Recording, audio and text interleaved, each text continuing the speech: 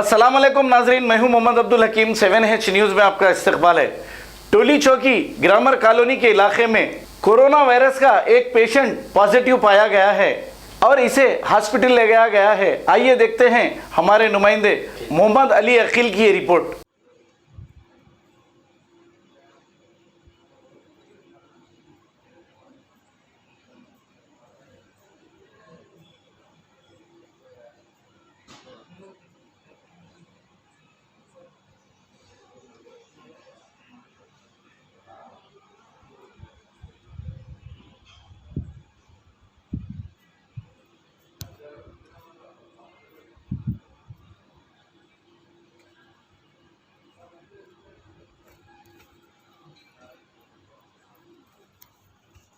Mohammadia shawarma पिछले 10 साल से सारे हैदराबाद की अव्वलीन पसंद मोहम्मद इदरीस खान, मोहम्मद इमरान खान की लाजवाब पेशकश। मोहम्मदिया शवरमा पर आइए और shawarma, kebab, platter, grill chicken, chicken biryani खाइए या अपने घर पार्सल ले जाइए और अपनी दावतों के जायके को चार चांद लगाइए। हमसे कैटरिंग के लिए रब्त पैदा कीजिए और हमारी फ्रेंचाइजी के लिए भी कांटेक्ट कीजिए। हमारे ब्रांचेस मोहम्मदिया शवरमा, शमशाबाद, राजेंद्र नगर, रेती बली और pillar number 67 opposite Orient bank, Kadarbagh, Hyderabad.